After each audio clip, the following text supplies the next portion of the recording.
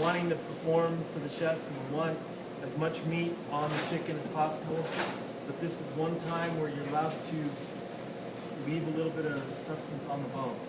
And so what I mean by that is, instead of cutting up here, I'm not sure what Chef Sean showed you, if he showed you to cut up here, but you can go down just a little bit further, okay? Go down a little bit further, and all you're doing is you're doing the same thing, you're cutting around the bone, right? Okay, and the most important thing is to get to this.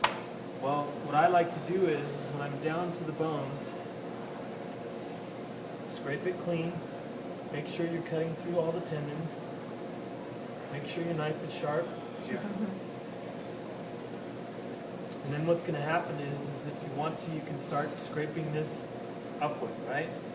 And then he showed you what his expectations are with all the little tendons and the pin bones and stuff like that.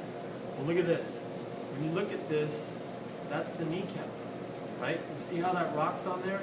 Yeah. So what you do is you just rock it forward, rock it all the way forward, and then take your fingernail and go underneath here like this through the gloves, and it'll come, you'll get right to that white spot.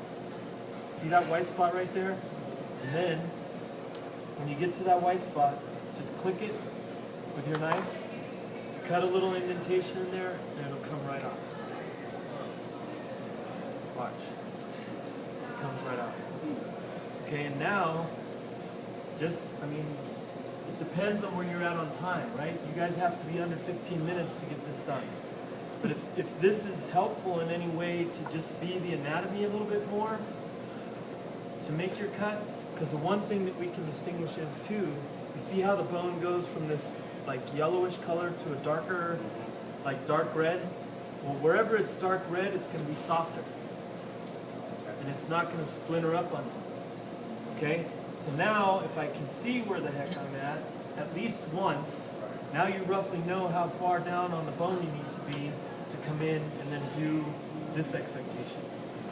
Right? Come in, you always use the end of the knife because that's the most sturdy. Right? Come in here, make your cut, and then be done with it. This is the pin bone. I'm not sure, are you pulling that out or what?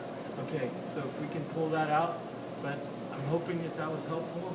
Yes. You know, Yes. it's just for you guys in the sense of understanding things. I don't know. Thanks, Chef. Thank you.